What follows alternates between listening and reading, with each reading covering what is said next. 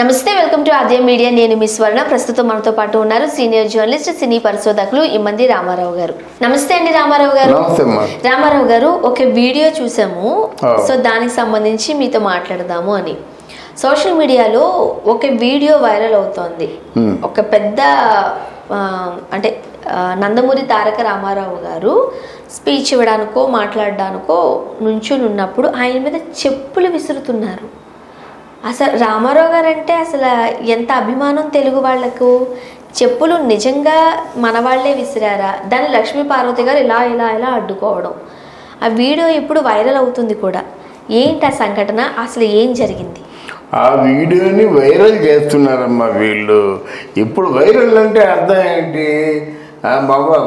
హాట్గా ఉండే న్యూస్ని అందరూ స్ప్రెడ్ చేసుకోవడం, అందరూ పంచుకోవడం వైరల్ అంటారు అన్నమాట. ఇది హాట్ న్యూస్ కాదు కదా, ఎప్పటిదో న్యూస్ ఎన్నోసార్లు వచ్చింది. ఇది దీని తాలూకు వివరాలన్నీ మనం చెప్పుకున్నాం. అయినా ఇప్పుడు మళ్ళీ అందరి దృష్టికి వచ్చింది కాబట్టి చెప్పుకుందన్నమాట. అప్పుడు టీడీపీ పార్టీలో ఒక కల్లోలం బయలుదేరింది. ఏం కల్లోలం అంటే లక్ష్మీపార్వతి గారు తృతీయ శక్తిగా అక్కడ ఉంది, రాజ్యాంగేతర శక్తిగా ఉంది అనే మాట బాగా స్ప్రెడ్ అయింది. అప్పుడు ఈయన ఎన్టీ రామారావు గారు ఒక మామూలుగా ధర్మపీఠంలో కూడా చెప్పాడు. ఏదో ఆవిడేం మాట్లాడుకుంటే ఆ మాటలనే చెప్పాడన్నమాట. వీళ్ళు భయపడ్డారు. రామారావు గారు ఎవరి మాట వినరు కదా, కానీ రామారావు గారి జీవితంలో విన్న మాట ఎవరిదంటే లక్ష్మీపార్వతి గారిది. అందువలన ఏమంటే ఆవిడ కల్పించుకుంటే వచ్చిన నష్టం ఏమిటి, ఆవిడ శ్రీమూర్తి రాజకీయాల్లోకి వస్తే నష్టం ఏమిటి అనే మాట అనేసరికి వీళ్ళు భయపడ్డారు. ఎవరు?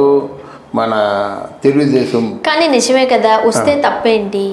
వస్తే తప్పేంటి? అవునండి, వస్తే తప్పేంటంటే మిగతా ఇప్పుడు మీరు ఎవరినైతే అధ్యక్షుడిగా ఎన్నుకున్నారో ఆయన మాట్లాడితే బాగుంటుంది. కానీ ఎవరో దీంతో అనుభవం లేని వాళ్ళు వచ్చినట్టయితే పార్టీని ఏం చేస్తారు? నాదెళ్ల భాస్కరరావు వచ్చి పార్టీని ఏం చేశాడు? నాదెళ్ల భాస్కరరావు వచ్చి 15 రోజుల్లో ఎంత దోచుకున్నాడు.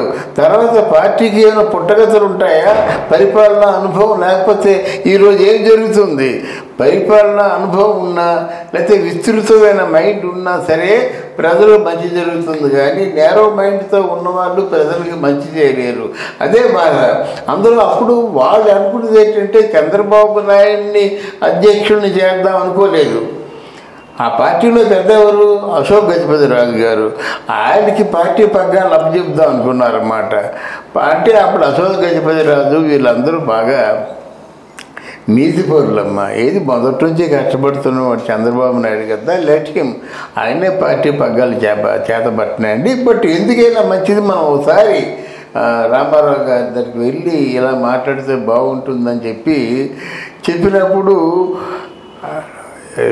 చంద్రబాబు నాయుడు రామారావు గారి దగ్గరికి వెళ్ళి కాళ్ళు పట్టుకొని కూడా చెప్పాడు, మీకు అర్థం కావటం లేదండి, ఒకసారి మీతో మేము మాట్లాడాలంటే మీరు మాకు అవకాశం ఇవ్వటం లేదు అని చెప్పేసి బతిమాలుకున్నాడు అన్నమాట.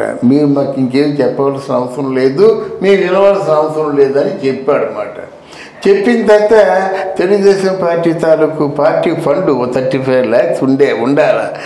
ఆ 35 lakhs గురించి వీళ్ళు కబురు చేశారు. 35 lakhs గురించి లేదండి, అది స్టాప్ పేమెంట్ ఆర్డర్ ఇచ్చేశారండి. అంటే అప్పుడు ప్రస్తుత అధ్యక్షుడు ఎవడు? చంద్రబాబు నాయుడు. ఆ Chandrababu Naidu stop payment order ఇచ్చారని బ్యాంకుల్లోంచి ఆయనకు ఒక పైసా రాలేదు. ఆ కోపం తట్టుకోలేకపోయాడు మాట. ఎవరు? రామారావు గారు. 35 lakhs. నిజంగా ఆ పార్టీ అధ్యక్షుడు నారా చంద్రబాబు నాయుడు కాబట్టి ఆ నెపం ఆయన మీద వేశారు. ఒకవేళ పొరపాటునగా నిజంగా అనుకున్నది ఏంటంటే అశోక్ గజపతిరాజు గారు ఆయన పార్టీ అధ్యక్షుడు అయితే ఈ 35 లక్షల రూపాయలు ఆయనే తినేశాడు, ఆయన ఎలా అనుకున్నా అనేవారా? అంటే ఏం చేయాలో చేస్తారు. ఆయనకెందుకండి 1,000 కోట్లు దానం చేశారు మహారాజు. మన కాకినాడ పక్కన అన్నవరం ఉంది కదా, అన్నవరం నుంచి బొబ్బిలి దగ్గర ఉన్న రాజాం వరకు మొత్తం ఈ స్థలం అంతా, ల్యాండ్ అంతా గజపతిరాజు గారిదే. వాళ్ళు రాజులు కాదు, మహారాజులు కాదు, గజపతులు. గజపతులు అంటే ఏనుగుని సొంతం చేసుకున్న వారన్నమాట. అందరికీ ఏనుగు మీద ఊరేగే అర్హత ఉండదు, గజపతుడికే ఉంటుంది. గజపతి అని అందుకే వచ్చిందన్నమాట. మరి ఆయన పేరు పెట్టినట్టయితే ఇలా ఇంత నింద పడేవాడా? నిందేస్తే కొట్టేస్తారు ఎవరైనా సరే. కానీ పొరపాటున ఈయన అధ్యక్షుడు లేదు కాబట్టి అప్పటి నుంచి వెనుపోటు అంటూనే ఉన్నారు. మరి వాస్తవానికి ఎన్టీ రామారావు గారిని ఎవరు వెనుపోటు పొడిచారో ప్రజలందరికీ తెలుసు. అది మళ్ళీ ప్రత్యేకించి మళ్ళీ మాట్లాడుకోవడం ఎందుకు? రెండవది ఏమిటంటే, అప్పుడు ఎన్టీ రామారావు గారు ఒక్కరూ వైస్రాయ్ హోటల్కి వెళ్తా ఉన్నారు. ఎందుకంటే ఇట్లాంటి విషయాల్లో మగాళ్ళు ఏం చేస్తారంటే, ఏమో అక్కడ వాళ్ళు ఏం పోత కూసేస్తారు, ఆడవాళ్ళ ముందు పరువు పోతుంది ఏమో జనరల్గా ఎవరికైనా ఉంటుంది. చిన్నవాళ్ళైనా పెద్దవాళ్ళైనా కొంచెం గొడవకి వెళ్ళినప్పుడు నువ్వు ఇంట్లో ఉండు అని వెళ్తారన్నమాట. ఎందుకంటే వాళ్ళు ఏమంటారు తెలియక. ఈవిడేం చేసింది, ఇంట్లో ఉంటే ఏ బాధ ఉండేది కాదు. నిజంగా ఆ రోజుగా ఎన్టీ రామారావు గారు ఒక్కరు వెళ్ళినట్టయితే వెళ్ళి కాలు మీద పడిపోయి, రండి కూర్చొని మాకు 10 నిమిషాలు టైం ఇవ్వండి అని వైస్రాయ్ హోటల్కి తీసుకెళ్ళి ఆ కాళ్ళకి మొక్కి, మా తప్పుంటే క్షమించండి, తప్పుంటే కొట్టండి, అంతేగాని మీరు బాధపడద్దు, మీరు అనవసరంగా మనసును పాటు చేసుకోవద్దు, మా తాలూకు ఆలోచన ఇప్పుడు చెప్పండి మీరేం చేయమంటే చేస్తాం అనేవాడు. అలా కాకుండా ఈయన ఒక్కడు వెళ్తారంటే, లేదు మీతో వస్తున్నాను, కృష్ణుడు వెనకే సత్యభామ లేనిదే కృష్ణుడు యుద్ధానికి వెళ్ళకూడదు, మీది కృష్ణరాంశ నాది సత్యభామ అంశ అని చెప్పి బయలుదేరింది. వాళ్ళకి అసలే మండిపోతున్నారు వాళ్ళు ఏం చేశారంటే, ఇకను అందులో ఎవరో తొంటరులు ఉంటారు, అంతేగాని వాళ్ళెవరో తెలుగుదేశం పార్టీ రాజకీయ నాయకులు చెప్పులు ముట్టుకొని చెప్పులు విసిరే సంస్కారం ఎవరికి ఉంటుంది? ఎవరో రోడ్డు మీద పోయి రౌడీ ముండా కొడుకులు ఉంటుంది, కానీ వాళ్ళకు ఉండదు కదమ్మా. ఏంటంటే దాన్ని రెచ్చగొట్టి లక్ష్మీ పార్వతి గారు తొడకొట్టి సవాలు చేసిందని ఒక వినికిడి. అక్కడ కాదురా, అడంగల్లాగా దాక్కోవడం కదరా, రండి అని చెప్పి తొడగొట్టేసరి పడ్డాయి చెప్పులు అంతే. అయితే ఆ చెప్పులు నందమూరి తారక రామారావు గారి మీద వేసినవి కాదు, లక్ష్మీ పార్వతి గారి మీద. అది కూడా తొడగొట్టి సవాల్ చేసిన తర్వాత మగవాడి తాలూకు ఈగో దెబ్బతింటది కదా. జెండాలు మోసే కార్యకర్తలు రాత్రనగా పగలనగా మోస్తారండి. దేనికోసం? ఆ నాయకుడు బాగుండాలని, వాళ్ళు ఎవరైతే పూజిస్తున్నారో ఆ పూజించే వ్యక్తి బాగుండాలని, ఆయన చల్లగా ఉండాలని. అంతేకాని నిస్వార్థం కదమ్మా వాళ్ళకి.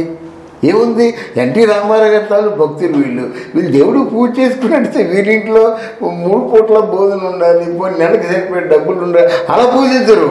మా ఎన్టీ రామారావు గారు చల్లగా ఉండాలి, ఆయన ఆరోగ్యం బాగుండాలి, ఇదే అంటారు. అదే వాళ్ళ తాను చేసుకున్న పుణ్యం అదే.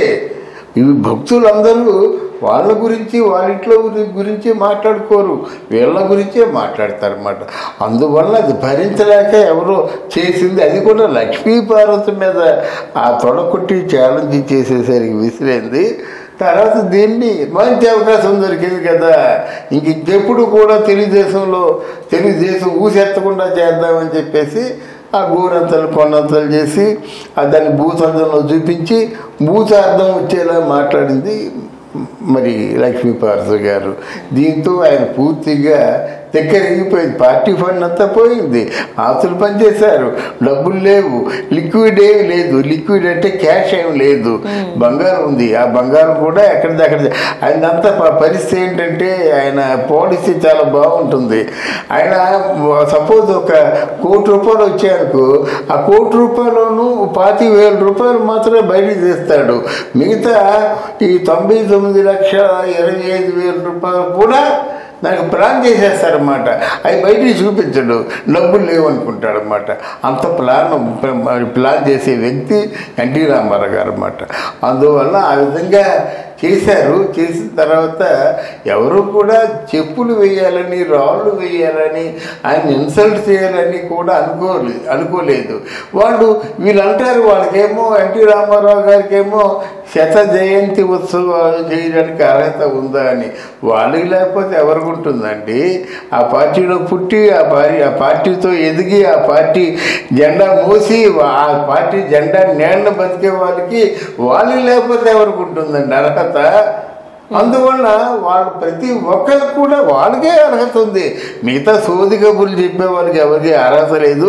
జనాలు అసహించుకుంటున్నారు. ఏదో అనుకో పిల్లి కళ్ళు పూసుకొని పాలు తాగుతుంది, లోకం అంతా చీకటి అనుకుంటే అది చాలా నవ్వుకుంటారు. అట్లాంటి మాటలు మాట్లాడితే డెఫినెట్గా వాళ్ళకే అర్హత ఉంది. వాళ్ళే ఎన్టీ రామారావు సృష్టించిన పార్టీకి వారసులు, వాళ్ళే జెండా మోసే అర్హత ఉంది. పార్టీని నిలబెట్టే అర్హత కూడా వాళ్ళకే ఉంది. వీళ్ళు ఏమన్నప్పుడు కూడా మధ్యలో వచ్చిన వాడు మధ్యలో పోతారు. Thank you so much. Thank you అమ్మా. Thank you.